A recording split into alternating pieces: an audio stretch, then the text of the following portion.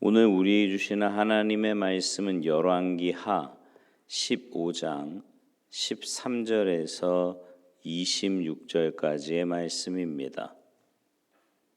열왕기하 15장 13절에서 26절까지 우리 한 목소리로 봉독하시겠습니다. 함께 봉독하십니다. 시작. 유다왕 우시야 제39년에 야베스의 아들 살룸이 사마리아에서 왕이 되어 한 달 동안 다스리니라. 가디의 아들 므나헴이 디르사에서부터 사마리아로 올라가서 야베스의 아들 살룸을 거기에서 쳐 죽이고 대신하여 왕이 되니라. 살룸의 남은 사적과 그가 반역한 일은 이스라엘 왕 역대지략에 기록되니라. 그때 므나헴이 디르사에서 와서 딥사와 그 가운데 있는 모든 사람과 그 사방을 쳤으니 이는 그들이 성문을 열지 아니하였음이라. 그러므로 그들이 그곳을 치고 그 가운데 아이벤 분열을 갈랐더라. 유다 왕 아사랴 제39년에 가디의 아들 므나헴이 이스라엘 왕이 되어 사마리아에서 10년간 다스리며 여호와 보시기에 악을 행하여 이스라엘로 범죄하게 한 느밧의 아들 여로보암의 죄에서 평생 떠나지 아니하였더라. 아스로 왕 불이 와서 그 땅을 치려하매 므나헴이 은 1000달란트를 불에게 주어서 그로 자기를 도와주게 하므로 나라를 자기 손에 굳게 세우고자 하여 그 은을 이스라엘 모든 큰 부자에게서 강탈하여 각 사람에게 은 50세겔씩 내게 하여 아스로 왕에게 주었더니 이에 아스로 왕이 되돌아가 그 땅에 머물지 아니하였더라. 므나헴의 남은 사적과 그가 행한 모든 일은 이스라엘 왕 역대지략에 기록되지 아니하였느냐. 므나헴이 그의 조상들과 함께 자고 그의 아들 부가히야가 대신하여 왕이 되니라. 유다의 왕 아사랴 제50년에 므나헴의 아들 부가히야가 사마리아에서 이스라엘 왕이 되어 2년간 다스리며 여호와께서 보시기에 악을 행하여 이스라엘로 범죄하게 한 느밧의 아들 여로보암의 죄에서 떠나지 아니한지라. 그 장관 르말랴의 아들 베가가 반역하여 사마리아 왕궁 호이소에서 왕과 아르곱과 아리엘을 죽이되 길르앗 사람 50명과 더불어 죽이고 대신하여 왕이 되었더라. 부가히야의 남은 사적과 그가 행한 모든 일은 이스라엘 왕 역대지략에 기록되니라. 아멘. 할렐루야. 부모가 자녀에게 할 수 있는 가장 큰 거짓말은요, 이제부터 너는 내 자식이 아니다, 이런 말일 겁니다. 정말로 화가 났을 때 하는 말일 수도 있지만 거짓말이죠. 잘해도 내 자식이고 못해도 내 자식이기 때문이에요. 말은 그렇게 해도 자녀를 위해서 기도하고 사랑하는 것이 부모입니다. 장점이든 단점이든 부모의 모습이 자녀에게 전달되기에 아무리 부인을 해도 닮은 곳이 있기 마련입니다. 또 자식이 잘 되면 부모가 영광을 받고 잘못하면 부모가 욕을 먹게 되지요. 오늘 본문에 보면 여러분 이 본문을 오늘 읽으시면서 느끼셨는지 모르겠는데 끊을 수 없는 부모와 자식의 관계가 나옵니다. 하나님께서 성경을 기록하실 때 자식의 이름만 덜렁 기록하지 않고 아버지의 이름을 같이 기록하는 것이 오늘 본문에 반복되어 있습니다. 13절에 보면 야베스의 아들 살룸이, 14절에 가디의 아들 므나헴이. 근데 이들 중에 가장 억울한 아버지는요, 18절에 느밧의 아들 여로보암이라고 등장하는 느밧일 겁니다. 그가 어떤 삶을 살았는지 성경에 자세히 나타나 있지는 않아요. 하지만 그는 열왕기 상하와 역대 상하를 통틀어서 25번이나 나옵니다. 오늘 본문에만 2번 나온 거 보셨잖아요. 오늘 본문에 나오는 아버지들은 자식 때문에 이름이 거론된 사람들입니다. 잘못을 저지른 아들의 이름만 기록된 것이 아니라 아버지의 이름을 같이 기록한 이유가 뭘까요? 물론 성경에는 같은 이름이 많이 나오니까 구별하기 위해서 그렇다, 이렇게 말할 수도 있지만, 그러나 이것은 결코 우연이 아니라 부모된 우리에게 주시려는 메시지가 있는 겁니다. 부모와 자식은 깊이 연결되어 있다는 것과 자식에 대한 1차적인 책임이 부모에게 있다는 것은 피할 수 없다는 것을 말해주는 거예요. 그렇다면 부모가 세상을 떠난 후에 자식에게 영향을 끼칠 수 없는 때에도 어떻게 하면 자녀들에게 하나님의 은혜가 계속 머물도록 할 수 있을까? 우리는 떠난단 말이에요. 자녀들이 남는데 그 자녀들이 계속해서 하나님의 은혜 가운데 살아야 되지 않겠습니까? 어떻게 하면 그럴 수 있냐 말이죠. 이거 결코 쉬운 일 아닙니다. 선지자 사무엘도요, 자녀 교육에 사실은 실패한 사람이에요. 제가 예전에 설교 시간에 그런 말씀드렸죠. 웬만하면 세웠을 거예요. 선지자 이 사무엘이 워낙 탁월했어요. 그러니 그의 자녀들 가운데 웬만한 애 하나만 있어도 분명히 세웠을 거라니까. 근데 안 된다는 거예요. 왜요? 그만큼 깜도 안 될 뿐만 아니라 뭔가 문제가 있었던 거죠. 더 큰 문제는 하나님의 특별한 섭리가 아니면 자식들이 더 오래 세상에 남아 있다는 거예요. 그렇잖아요. 정말 특별한 섭리나 이유가 아니면 부모된 우리가 먼저 가고 자녀들은 더 오래 남아 있는다는 겁니다. 그러면 어떻게 자식에게 하나님의 복이 전달이 되고 자식의 자리를 하나님의 은혜로 보호할 수 있을까요? 먼저 부모의 바른 신앙이 자식 3, 4대를 책임진다는 겁니다.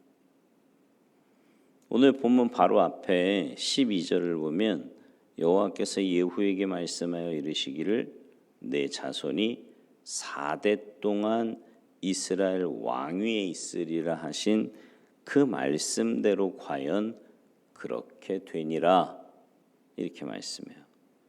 하나님께서 예후를 선택하셨는데 그의 사명이 뭐였어요?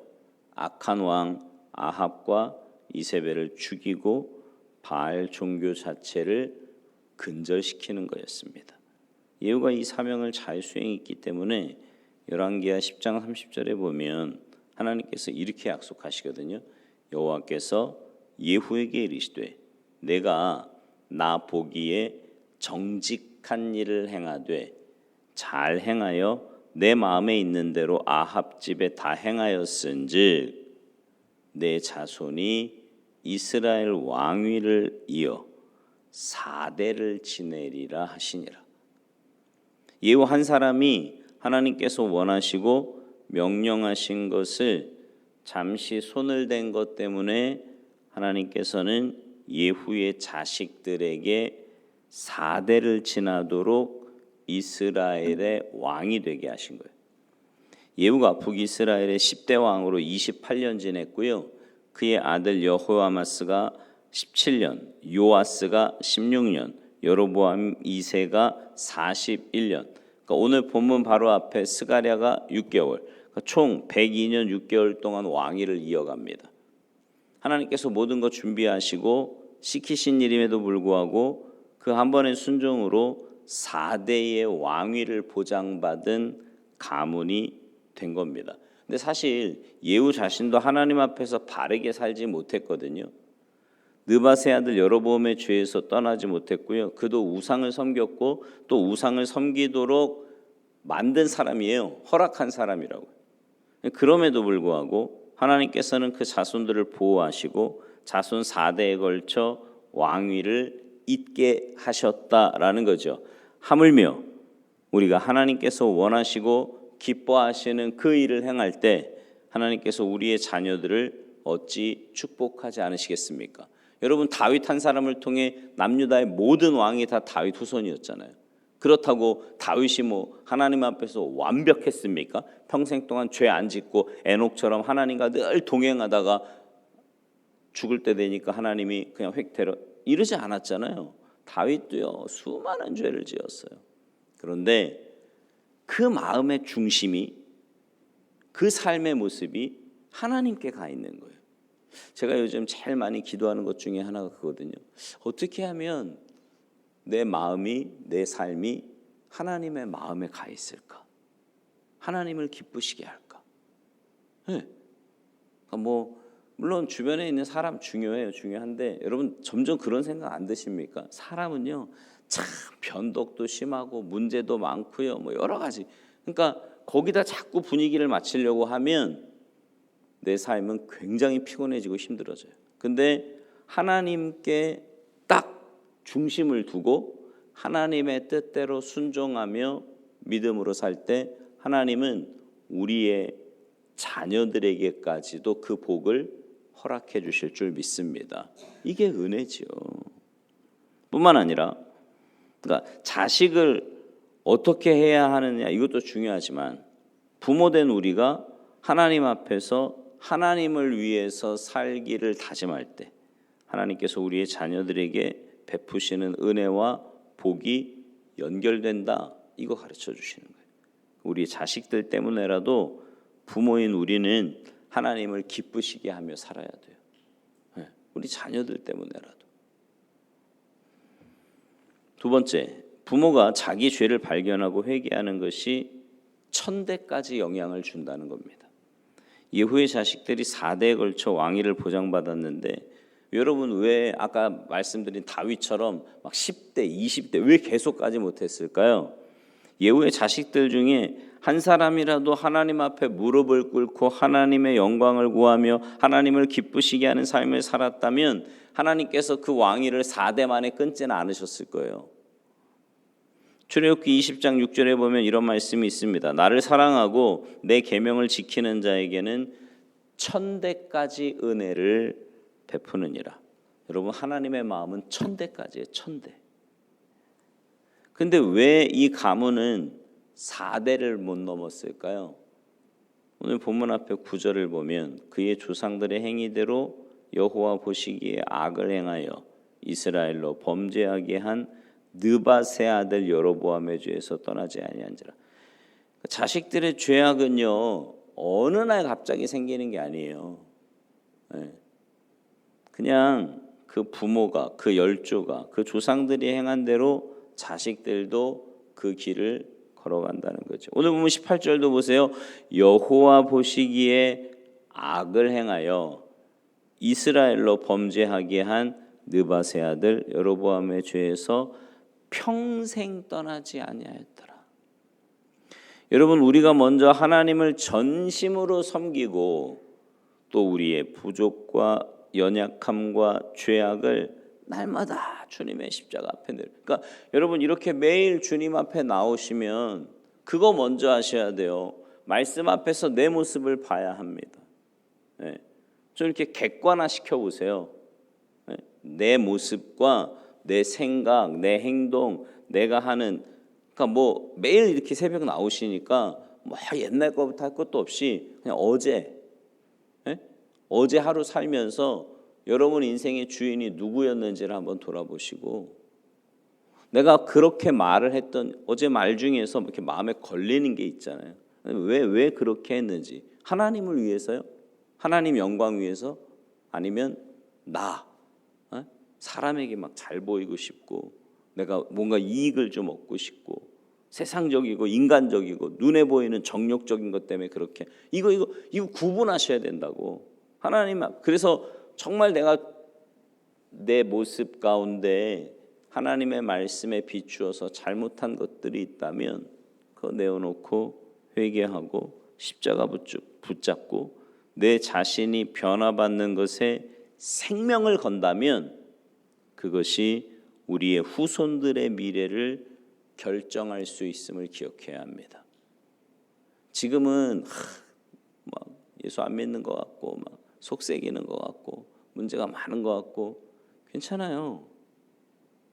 그 모습이 괜찮다는 게 아니라 지금 당장 안 바뀌어도 괜찮다니까. 여러분이 하나님 앞에 바로 서서 하나님께 그 부분을 넘기고, 여러분이 안 되잖아요. 안 되는 부분에 하나님께 맡기시고 기도하면서 여러분이 하나님 앞에 바로 서려고 노력한다면 여러분의 자녀들, 여러분의 후손들은 하나님이 책임지실 줄로 믿습니다. 이게 은혜인 거예요. 성경에서 자식과 아버지를 연결해서 기록하신 하나님께서 이스라엘 역사를 통해 우리에게 말씀하시는 것은 우리가 하나님의 자녀들이라는 거예요.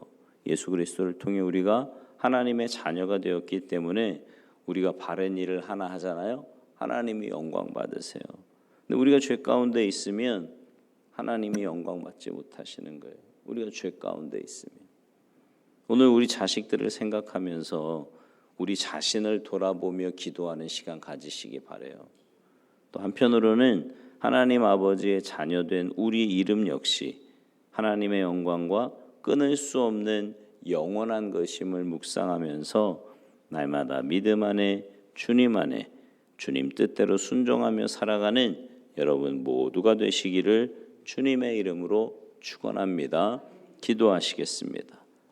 하나님, 우리가 하나님의 마음을 기쁘시게 하고 하나님이 원하시는 그 모습대로 우리가 순종하며 살아갈 때 마치 다윗이 하나님의 마음에 맞는 사람으로 살 때 그의 자녀들 모두를 왕으로 세워주셨던 것처럼 하나님, 우리가 주님 앞에 바로 서고 믿음 위에 바로 서게 하셔서 우리의 그런 모습을 통해 우리의 자녀들이, 우리의 후손들이 하나님의 은혜와 복 가운데 살아갈 수 있도록 주님께서 역사하시고 은혜 내리어 주시옵소서.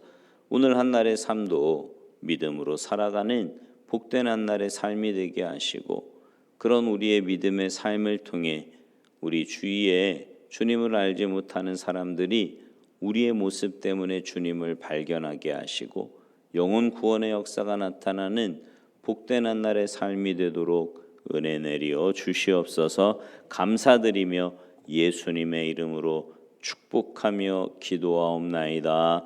아멘.